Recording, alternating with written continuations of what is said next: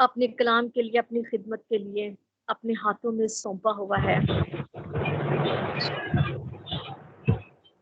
Pastor دعوت دیتی ہوں جازب حمید کو کہ آئیں اور خداوند کے زندہ کلام کو خداوند کے لوگوں تک پہنچائیں۔ ویلکم پاسٹر جی۔ جی بہت شکریہ باجی، خداوند آپ کو برکت دے، خداوند آپ کے ساتھ ہو، اپنے خداوند کے کام کے لیے اپنے آپ کو پیش کیا، خداوند آپ کی اس خدمت کو قبول فرمائے، آپ کے اس وقت کو اپنے حضور میں مقبول ٹھہرائے، اور جن بیٹوں نے، بہنوں نے، بیٹیوں نے خداوند کی حضور میں پرستش کی ہے، خداوند نے اور زیادہ اپنے کلام، اپنے جلال میں پڑھنے کا، ترقی کرنے کا فضل بخشے۔ آئے آج میرے ساتھ نکالے گا جو مقرر کردہ ورد ہے، یہاں پر لکھا ہوا پیدائش کی کتاب، اس کا 50واں باب، آخری چیپٹر ہے یہ، اور اس کی 20ویں آیت۔ 50واں باب اور اس کی 20ویں آیت، اس میں یوں لکھا ہے، تم نے تو مجھ سے بدی کرنے کا ارادہ کیا تھا، لیکن خدا نے اس سے نیکی کا قصد کیا تاکہ بہت سے لوگوں کی جان بچائے، چنانچہ آج کے دن ایسا ہی ہو رہا ہے۔ خدا کے پاک کلام کا پڑھا اور سنا جانا ہم سبق کے لیے باعث برکت ہو۔ مسیح یسوع میں میرے عزیز بہنوں اور بھائیوں،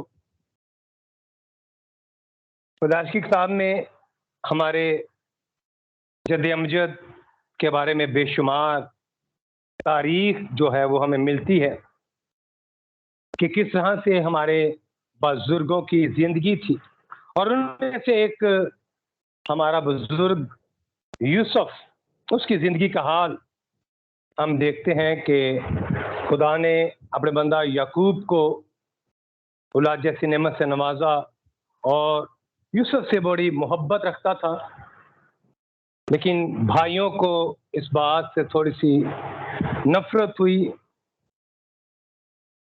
کہ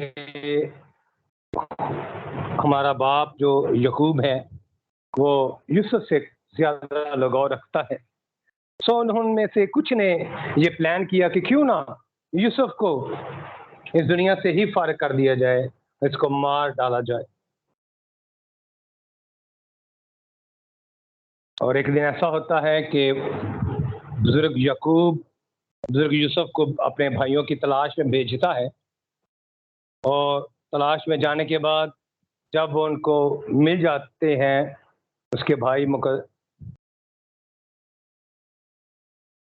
تو پھر بھائی آپس میں پلان کرتے ہیں کہ کیوں نہ اپنے بھائی کو ہم مار ڈالیں، اور جب وہ پلان کر رہے ہوتے ہیں تو دوسرے بھائی کا، بنیامین کا، یہ ارادہ ہوتا ہے کہ نہیں، اس کو مارتے نہیں ہیں، اس کو ہم ایسے کر دیتے ہیں، اور کچھ کا خیال ہوتا ہے کہ اس کو مار کر گڑھے میں پھینک دیتے ہیں، ہم اس کا الزام اپنے اوپر، اس کی موت کا اپنے سر میں کیوں لیں، سو اس کو مارتے کوڑتے ہیں اور کنویں میں پھینک دیتے ہیں۔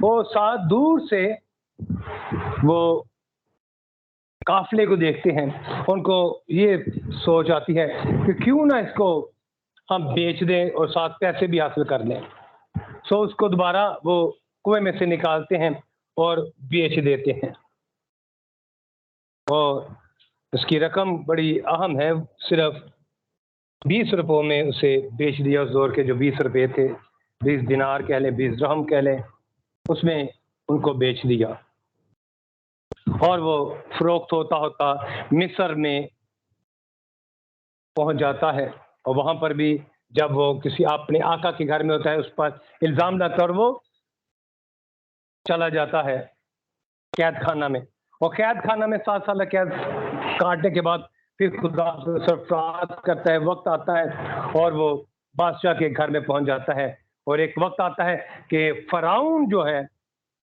وہ اپنا سب کچھ اسے سونپ کر خود پیچھے بیک فٹ پہ آ جاتا ہے، اور اپنی ملک کا سارا نظام جو ہے وہ یوسف کے ہاتھوں میں لیے دیتا ہے، اور دنیا میں کال پڑتا ہے اس دور میں، اور کال کے دوران اس کے خاندان والوں کو بھی اس مصیبت کا سامنا کرنا پڑتا ہے، اور اس کے بھائی اس کے پاس اناج خریدنے کے لیے آتے ہیں، اور ان کو پہچان لیتا ہے، اور پھر آگے سٹوری چلتی ہے، پھر وہ ان کو پہچان کر بلا لیتا ہے، اپنے باپ کو بھی بلا لیتا ہے، اور وہاں پر وہ رہنا شروع کر دیتے ہیں. اور جب ان کا باپ یعقوب فوت ہو جاتا ہے تو ان کا یہ خیال ہے بھائیوں کا کہ یہ ہوگا کہ اب باپ تو دنیا میں نہیں رہا، تو کہیں ایسا نہ ہو کہ یہ اب وہ باتیں یاد کرے کہ جو ہم نے اس کے ساتھ برائی کی تھی.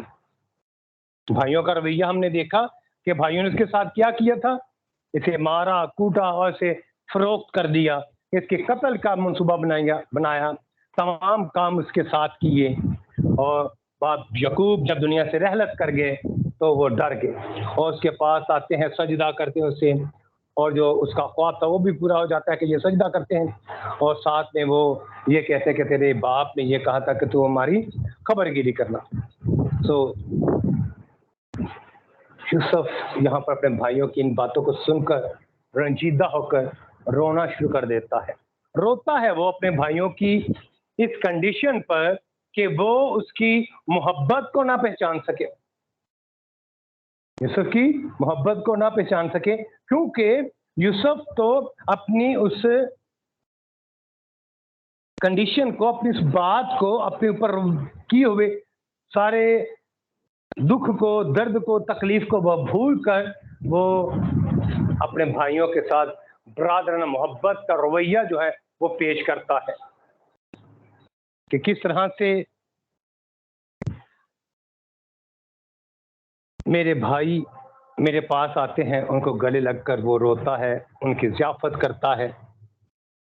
اس کے بھائی پھر بھی اسے نہ پہچان سکے، اس کے بھائی پھر بھی اسے نہ پہچان سکے. اس وجہ سے یوسف رو رہا ہے کہ میرے بھائی مجھے نہیں پہچان سکے. اور وہ پھر دوبارہ بات سے کرتا ہے. 19 آیت سے لے کے 21 آیت تک 3 آیات جو ہیں بڑی اہم ہیں. یوسف ان سے کہتا ہے، یوسف ان سے کہا مت ڈرو کیونکہ میں خدا کی جگہ پر ہوں. پھر انہیں یاد دلاتا ہے کہ میں خدا کی جگہ پر نہیں ہوں، مت ڈرو، میں تم سے بدلہ نہیں لوں گا، کیونکہ بدلہ لینا خدا کا کام ہے. وہ اپنے سارے کام کو، بدلے کے کام کو خدا کے ہاتھ میں دے دیتا ہے. کیونکہ یوسف کی زندگی میں یہ بڑا اہم پہلو ہے کہ وہ اپنے کاموں میں اولویت صرف سے خدا کو دیتا ہے. جب ہم دیکھتے ہیں کہ مصر میں بھی وہ آتا ہے تو اس کی زندگی میں خدا سے بار بار صرف راضی دیتا ہے، اور اس کا وہ سارا کریڈٹ جو ہے جلال خدا کو دیتا ہے. اور یہاں پر بھی وہ بدلہ لینے کی بات نہیں کرتا. یوسف بدلہ لینے کی بات نہیں کرتے، بلکہ کیا کہتے ہیں، تم مت ڈرو میرے بھائیو، میں خدا نہیں ہوں. تم نے تو بشیات میں چل کر پھر اس کو ایکسپلین کرتا ہے، بیان کرتے ہیں، مجھ سے جو بدی کا ارادہ کیا تھا، جو منصوبہ تم نے باندھا تھا کہ تم میرے ساتھ یہ کرو، مجھے مار ڈالو، لیکن خدا نے تو اس بدی میں سے بھی نیکی نکال دی.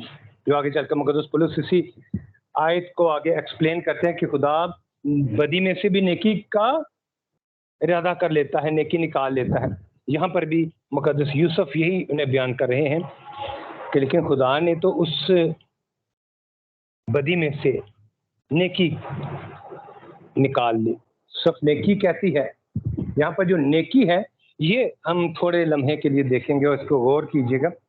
نیکی کیا ہوئی ہے کہ خدا نے وقت سے پہلے خدا نے اپنے لوگوں کو بچانے کے لیے اپنے بندہ یوسف کو وہاں پر بھیج دیا، کیونکہ کال آنے والا تھا، اور کال کے بارے میں پیشن گوئی بھی خدا نے کر دی. فرعون کے خواب کے وسیلہ سے فرعون کو خواب آتا ہے، اور اس خواب کی تعبیر کرتے ہوئے خدا کا بندہ بزرگ یوسف آگہی کرتا ہے کہ 7 سال اچھی گندم ہوگی اور 7 سال دنیا میں کال رہے گا. اس لیے فرعون پیچھے ہٹ جاتا کہتا ہے 7 سال تم 14 سال اس کو مینج کرو کہ ان 14 سالوں میں ہم کیسے زندہ رہ سکتے ہیں، کیسے اس کال کا مقابلہ کر سکتے ہیں، کیسے قحط کا ہم مقابلہ کر سکتے ہیں. تو ان 7 سالہ دور میں خدا نے اپنے لوگوں کو بچانا تھا. خدا کا منصوبہ کیا تھا کہ وہ اپنے لوگوں کو بچائے، بنی اسرائیل قوم بزرگوں کو بچائے، ہمارے بزرگوں کو بچائے. اس لیے خدا نے پہلے سے ایک آدمی کو وہاں پر بھیج دیا، وہ کہ برائی کے وسیلہ سے وہ وہاں تک پہنچا لیکن خدا نے اس برائی میں سے نیکی پیدا کی، اور نہ صرف وہ مقدس خاندان جو اس وقت تھا 100 کچھ افراد وہ اس کال میں سے بچے، بلکہ خدا کے منصوبہ کے وسیلہ سے ہزاروں لوگ، لاکھوں لوگ بھی اس کال، اس قحط میں محفوظ ہو گئے، بچ گئے۔ یہ ہے نیکی۔ صرف ایک جگہ پر نیکی جو ہے وہ لمیٹڈ نہیں ہوتی، نیکی جو ہے وہ آل اوور دا ورلڈ بات کی جاتی ہے، پوری انسانیت کی بات ہے اس نیکی میں۔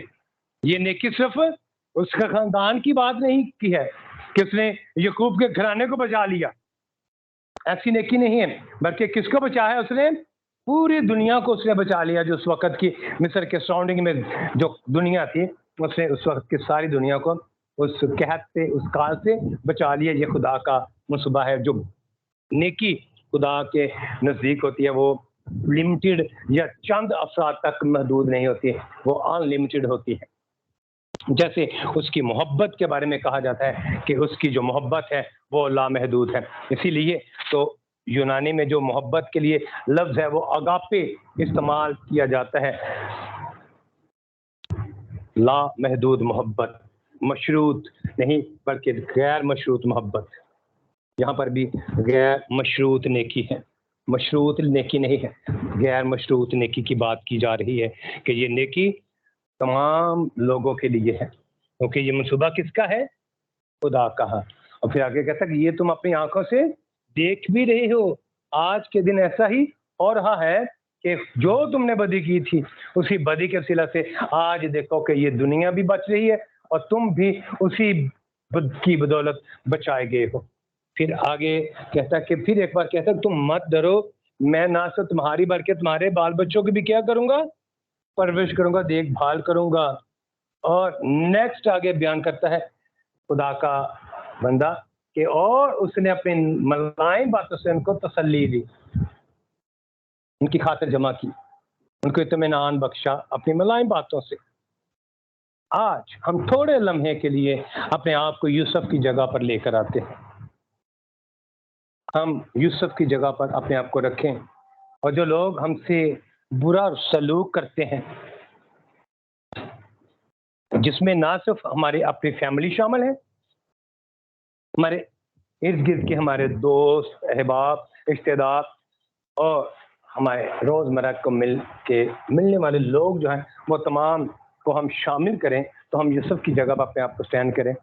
ہمیں ہمارے بھائیوں نے قتل کا منصوبہ اگر ہمارا بنایا ہو اور ہم ایک اعلیٰ مقام پر بیٹھے ہوں کہ ہمیں بدلہ لینا آسان ہو، ہم پاور میں ہو، فرعون جتنی طاقت ہمارے ہاتھ میں ہو، او میرا دشمن میرے سامنے آئے، کیا بات ہے، خدا کے نام کو جا دے، پریز دی لارڈ۔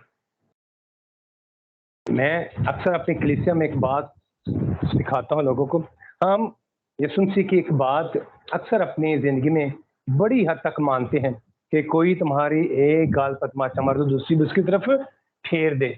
اور یہ آیت ہم کہاں پر استعمال کرتے ہیں؟ جہاں پر ہم سے طاقتور شخص ہے وہاں پر اس آیت کا ہم استعمال کرتے ہیں کہ کوئی طاقتور شخص مجھے مار رہا ہے تو وہاں پر میں اسی کی شاید کا استعمال کروں گا کہ کوئی تمہاری ایک گال پر مار دے دوسرا بھی اس کی طرف پھیر دے۔ دیکھیے جیسے ہی مجھ سے کوئی کم طاقتور ہوگا، میرے سٹیٹس سے وہ جو نیچے ہوگا، وہاں پر یہ آیت استعمال نہیں ہوگی، وہاں پر یہ آیت استعمال نہیں ہوگی، بلکہ کون سی آیت استعمال ہوگی کہ دانت کے بدلے دانت اور آنکھ کے بدلے آنکھ۔ پھر ہمارا رویہ، ہماری آیت ڈائریکٹ اولڈ نیو ٹیسٹامنٹ سے ہم اولڈ ٹیسٹامنٹ کی طرف بھاگ جاتے ہیں، بدلہ لینا پھر ہمارا کام ہوتا ہے، اور ہم اپنی جگہ پر خدا بھی بن جاتے ہیں وہاں پر، کیونکہ وہ شخص ہم سے کمزور ہے، جو ہم سے طاقتور ہے، اس سے بدلہ لینا ہمارا کیا ہے جی؟ کام نہیں ہے، کیونکہ وہاں پر ہمیں آیتیں یاد آنا شروع ہو جاتے ہیں۔ بدلہ لینا خدا کہتا ہے کہ میرا کام ہے، ایک گھاس پر مارے تو دوسرا بھی پھیر دے، کہ کمزور پر ہم فوراً اپنے ہاتھ کو بڑھاتے ہیں اور اپنا بدلہ پورا کرتے ہیں، پورا کا پورا ہم مقابلہ کرنے کی کوشش کرتے ہیں۔ یہاں پر ہمیں بزرگ یوسف کی زندگی میں یہ کردار بڑا اہم نظر آتا ہے کہ یوسف اندازہ کریں کہ اب فرعون ہے، اس وقت کوئی عام جگہ پر نہیں ہے، क्या है वो? फराउन की जगह पर है। अब सब जो बाइबल के तालिब इल्म है, अब सब इस बात से बखूबी वाकिफ रखते हैं, जानते हैं कि इस वक्त यूसुफ का मकाम क्या है।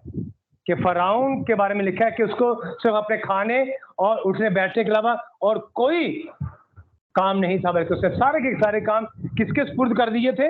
यूसुफ के सुपुर्द। और इसका मतलब यह हुआ कि यूसुफ अगर हुक्म करता, अगर हुक्म देता, तो वो तमाम के तमाम उसके खानदानों के जो अफराद वहां पर मिस्र में आए थे, वो उन तमाम को क्या कर सकता था? पल भर में, विद इन सेकेंड कत्ल करवा सकता था, उनके सर तन से जुदा कर सकता था। इतनी पावर में यूसुफ था। यूसुफ के पास ये पावर थी कि वो अपने भाइयों को मरवा दे, अपने भाई को कत्ल कर दे, उसको उनको सजा में फेंक दे, उनको कालकोट में फेंक दे। लेकिन यूसुफ अपनी ताकत का यहाँ पर इस्तेमाल करता हुआ दिखाई नहीं देता।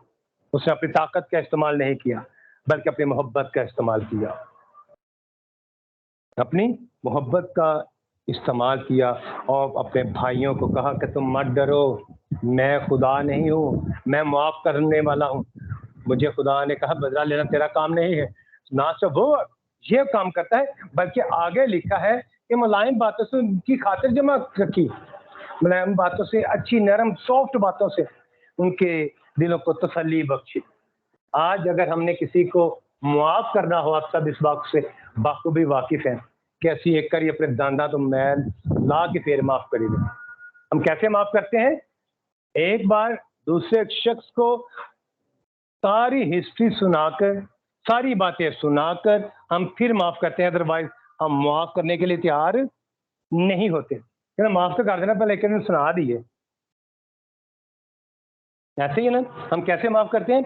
माफ तो करांगे नू, पर एक करी ना ऐसी सारी क्लास लैके फिर माफ करांगे। लेकिन यहाँ पर यूसुफ क्या कर रहा है? मुलायम बातों से, सॉफ्ट टॉक, आरामदेह बातों से, मोहब्बत भरी बातों से। तो हमें कैसी बातें करनी है अपने दुश्मनों के साथ? यहाँ पर दुश्मन भी नहीं है, उसके अपने भाई हैं, लेकिन उन्होंने काम क्या किया है? दुश्मनी वाला, उसको कत्ल करने वाला काम किया था। इसके बावजूद भी उसने उनको माफ किया। ना तो माफ किया, बल्कि कहता है कि मैं तुम्हारे बच्चों की भी परवरिश करूंगा।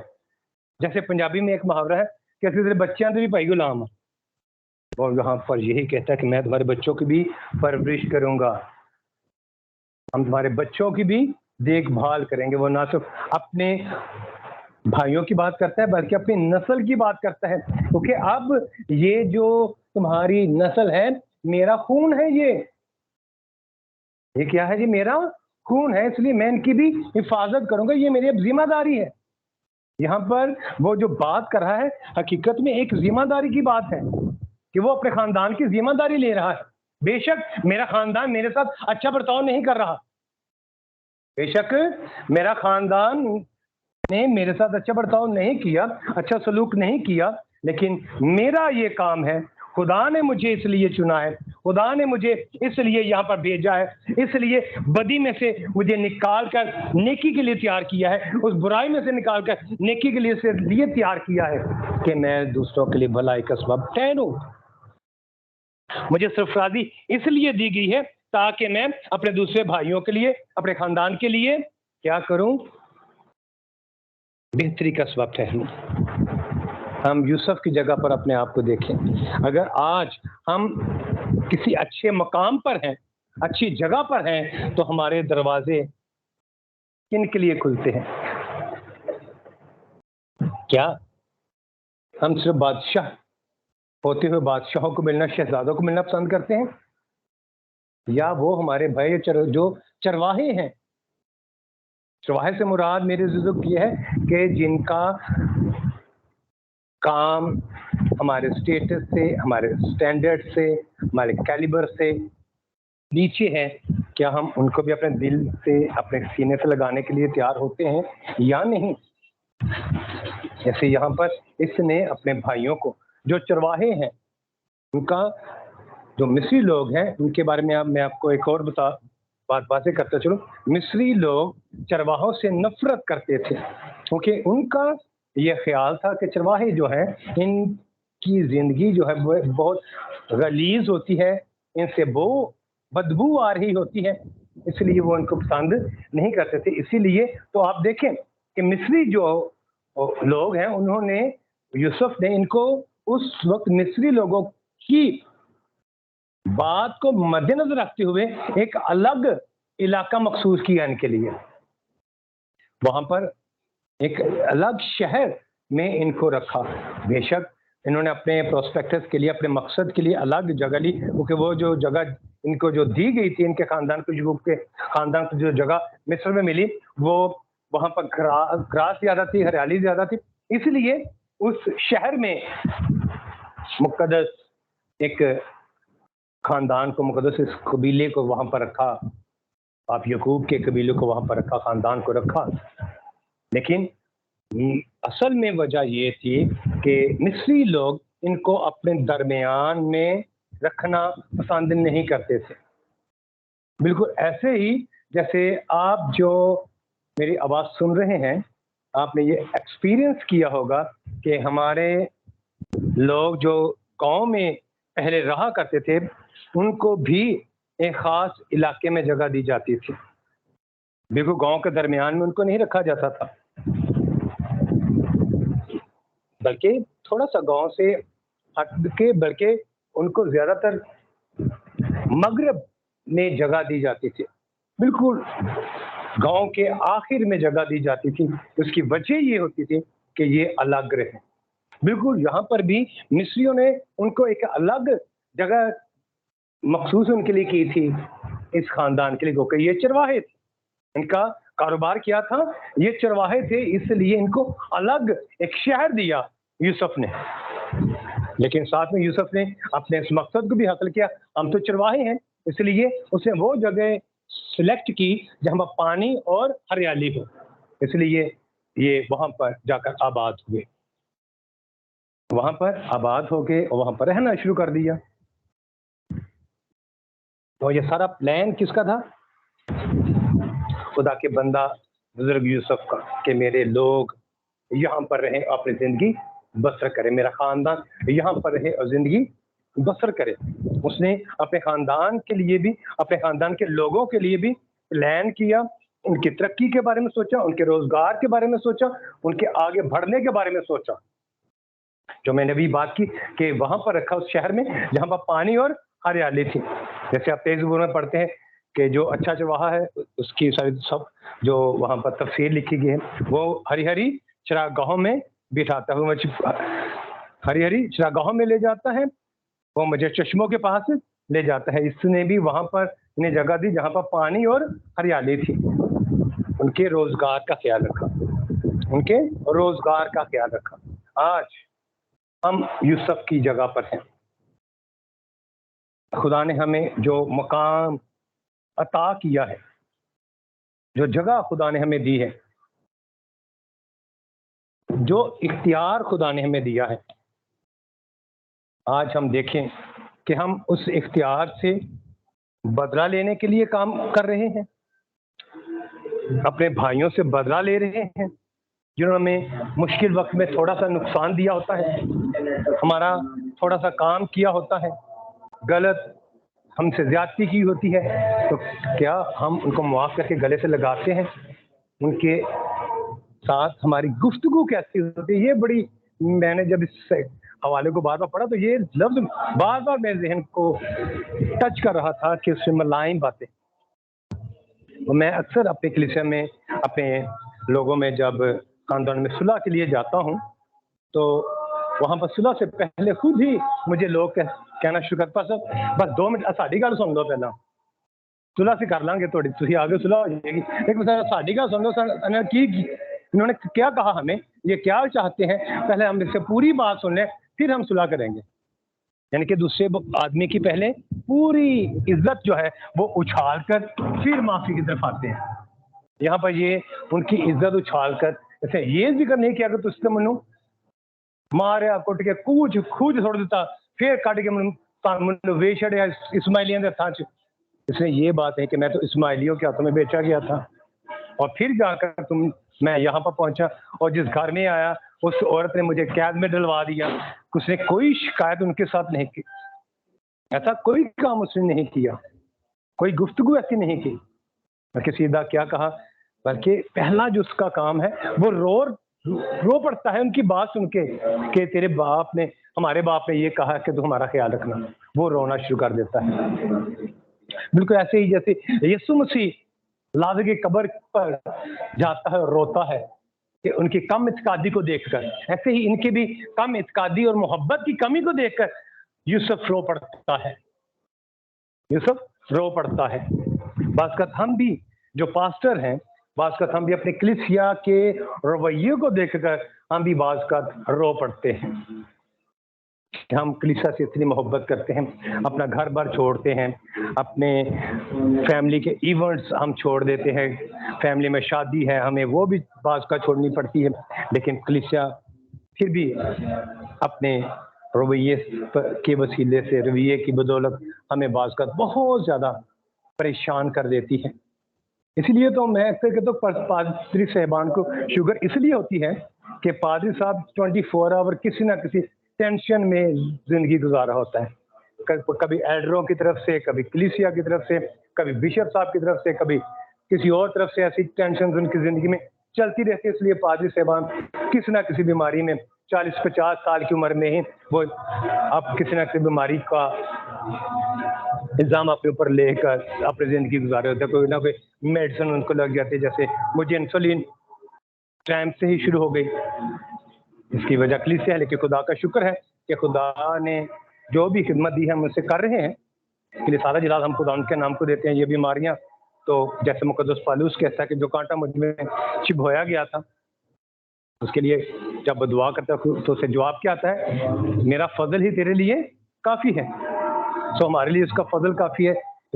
دا پریس آف گاڈ, خدا ان کے نام کو جلال ملے. ہم واپس آتے ہیں سوری اپنے ٹاپک کی طرف. ہم یوسف بننے کی کوشش کریں میرے عزیزو, اپنے اپنے خاندانوں کے ہم یوسف بنیں. اگر آج ہم کسی مقام پر ہیں, اگر آج خدا نے ہمیں سرفرازی عطا کی ہے, تو اس سرفرازی کا استعمال اپنے خاندان کی ترقی کے لیے کریں. اب میں بارہا اپنے میسیجز میں اس بات کا کوٹ کرتا ہوں کہ اپنے خاندانوں کی ترقی کا, اپنے لوگوں کی ترقی کے بارے میں ضرور آپ سوچا کریں, اور اپنے ذاتی رویے جو ہیں ان کی نظر ثانی ضرور کیا کریں. ہماری گفتگو کیسی ہے, خاص طور پر اس پر ضرور آپ غور کیا کریں کہ کیسے ملائم ہمارے منہ سے الفاظ نکلتے ہیں, کیسی اچھی گفتگو ہماری ہوتی ہے, اس سے لوگوں کی خاطر جمع ہوتی ہے. یا وہ ایک لفظ ہم اکثر استعمال کرتے ہیں, کہہ دیں میں خاطر کر لینا وا چنگی طرح, اس کی خاطر میں لوں گا. وہ خاطر نہیں ہم نے لوگوں کی کرنی, جو اکثر ہم اس کو نیگیٹو پہلو میں خاطر کو بھی جب اکثر استعمال کرتے ہیں.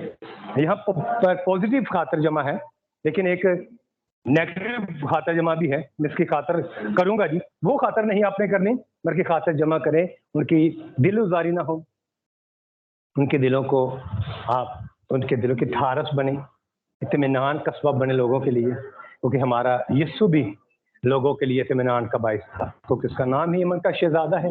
وہ دلوں میں بھی امن دیتا ہے, وہ زندگی میں بھی امن دیتا ہے, وہ ہمارے عام روزمرہ کے کاموں میں بھی ہمیں امن اور سکونی ہی عطا کرتا ہے. سو میرے عزیزو, آج ہم اپنے اپنے اندر بزرگ یوسف جیسی یہ خوبیاں, یہ خصوصیات اپنے اندر پیدا کرنے کی کوشش کریں. خدا کا پاک روح ہمارے اندر ان تمام چیزوں کا پیدا کرنے میں اپنا فضل عطا فرمائے, اپنی نعمت عطا کرے. خدا ان کے پاک کلام پر ہمیں چلنے کا فضل بخشے, مسیح کے نام میں آمین. خدا اس کلام کی صلح سے ہم سبوں کو برکت دے, آمین. جی خدا آپ کے ساتھ ہو. جی بہن, over to you. Thank you pastor جی, بہت خوبصورت سب کے بارے میں خدا ان کا زندہ کلام سب کے سامنے پیش کیا گیا. خداوند کی شکر گزاری کرتی ہوں.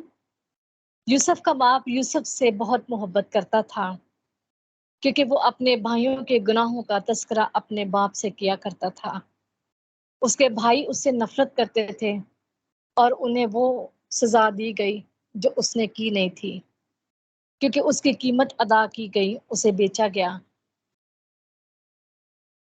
جب وہ بیچا گیا تو بادشاہ کے محل میں پہنچا, اور اس نے ہر اس مشکل کو قبول کیا، ہر آزمائش سے گزرا، تو جب وہ ہر آزمائش سے پورا اترا تو سرفراز کیا گیا۔ سرفراز کیا گیا تو وہ پوری دنیا کے لیے ایک نجات دہندہ بن گیا، کیونکہ ساری دنیا روٹی کے لیے اس کے پاس آتی تھی۔